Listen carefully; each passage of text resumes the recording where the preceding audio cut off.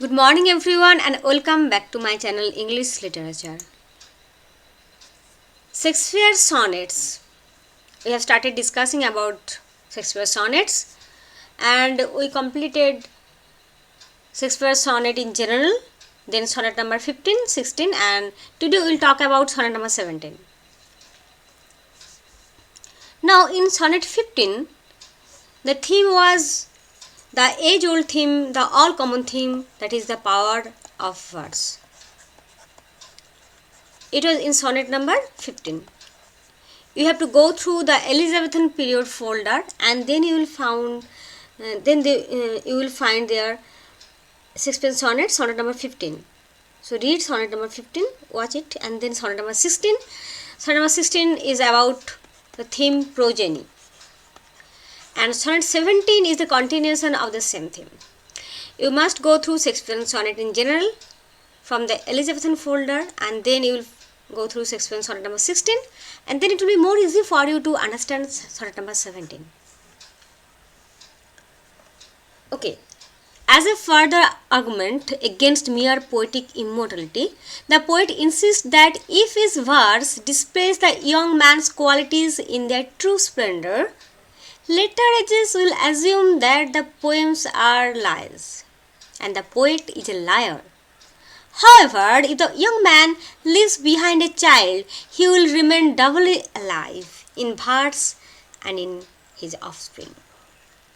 So this is the general synopsis or summary of the sonnet. And now we will discuss the poem, the sonnet line by line. Who will believe my verse in time to come? So the poem, the sonnet opens with the questions. The poet speaker, the narrator, the poet persona, he is very apprehensive.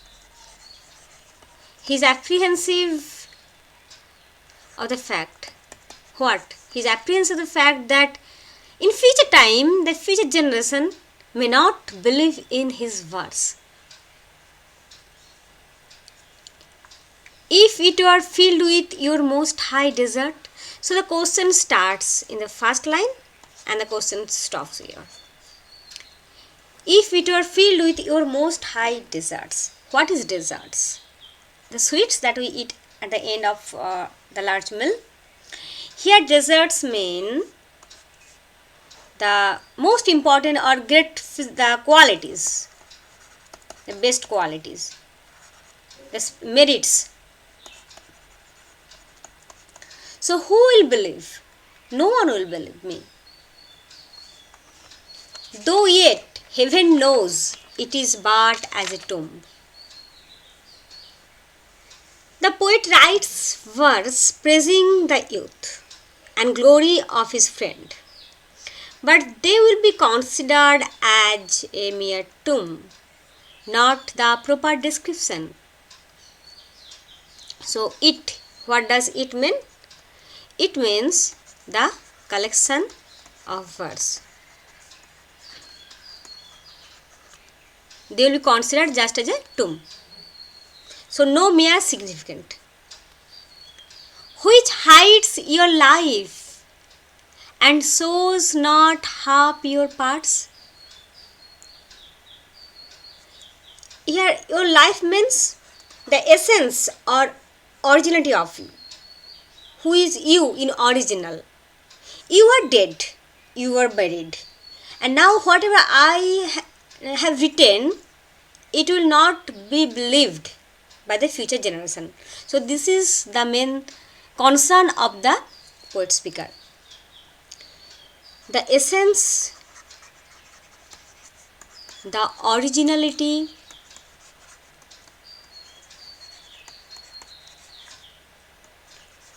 of you, not half of your parts. Your parts means your abilities, your merits, your attributes.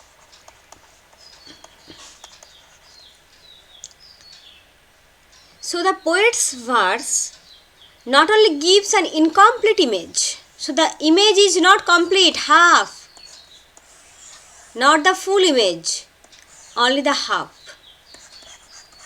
So it is an incomplete image of the youth. It fails to do justice to his true merits also. So you can just capture the part, not the whole. So the tomb is the partial image of the deceased, so also his poetic creations, incomplete image of the youth. Now if I could write the beauty of your eyes, if he desires, he wished to, could write, express in written words. He desires to express in written words the beauty of his youthful friend. And beauty of your eyes. Here eyes, it is synecdoche, part for the whole.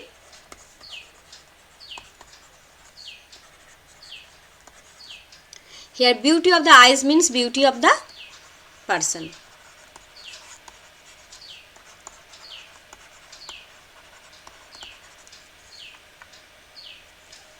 Now the poet wishes if he could capture the beauty of the young man in general.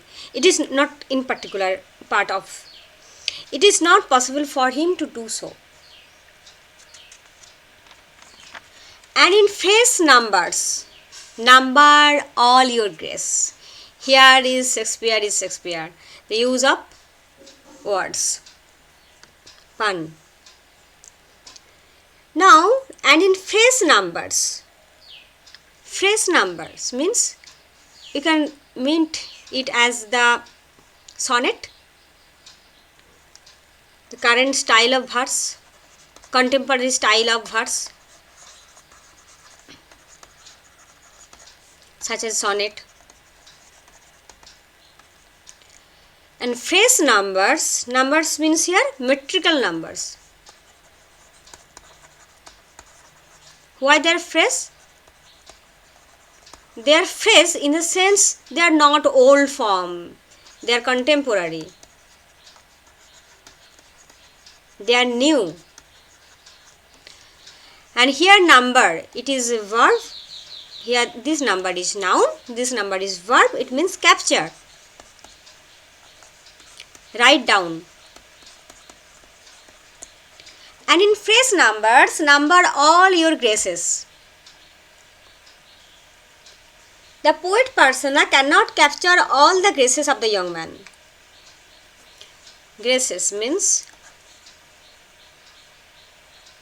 attractive, innate qualities. The age to come would say the poet lies. So the age to come, what does it mean? The age to come means next generation.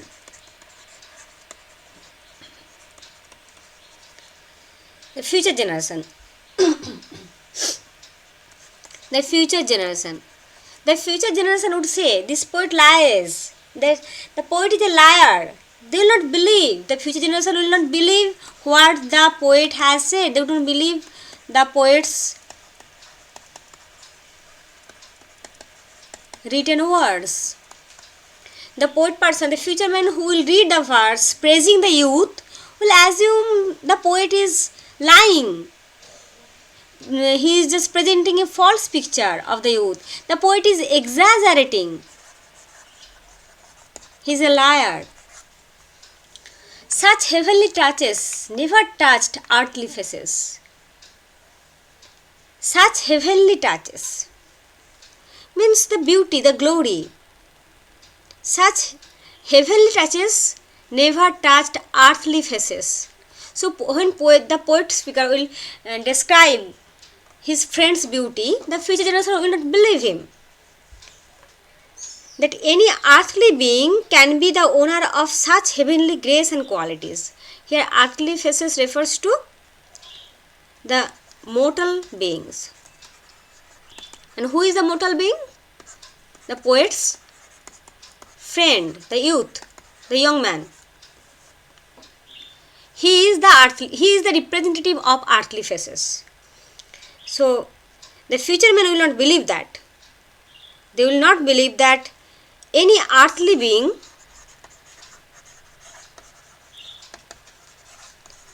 can be the owner of such heavenly grace or qualities.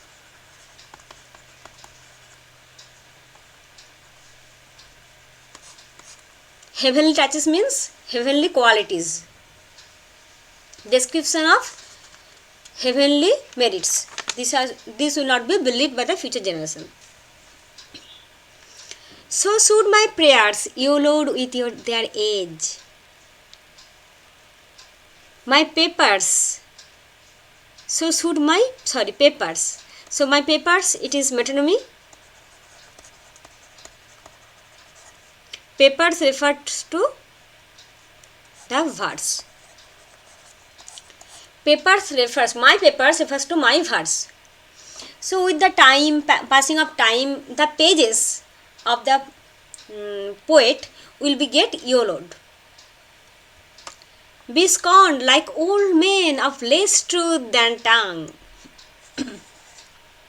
What happened in old age? The old people become very much talkative and they always talk about their past glories. And people don't believe in old man because they always talk about old days, what they have done, and in those words there is less or minimum truth. So old age is a stage when men become too loquacious and there is a little truth in their words. So the poet here is afraid that people will take him just like an old man. On the one hand, his verse, the pages of his verse will get yellowish due to time. And here there is the reference of old. Again here it is direct reference to old man who are very garrulous, loquacious, and people take them not so seriously. Their words they are not taken not seriously. The people old man's words they don't believe, and at the same time they will not believe the verse of the poet persona. So there is the similarity that just like like what we find, this is the example of simile. Just like a garrulous old man. So people don't believe in the in the words of a garrulous old man, and in the same time people will not believe in the description of the poet speaker. Okay. So there is a similarity between garrulous old man and the poet speaker. They both will be taken as liar. And true rights be termed a poet's rage. And your true rights means what you truly deserve.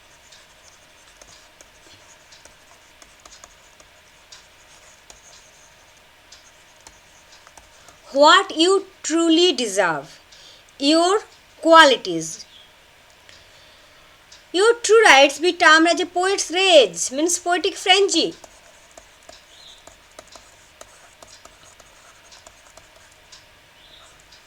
The poet has get mad, and out of his madness he is writing all those trash.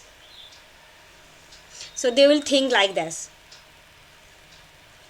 So your due praise would be termed as poet's fantasy.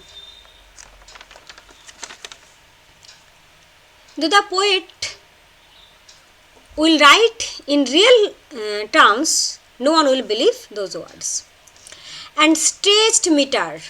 Stretched means, here stretched meter means strained or false measures of an out of date poem. Stretched meters.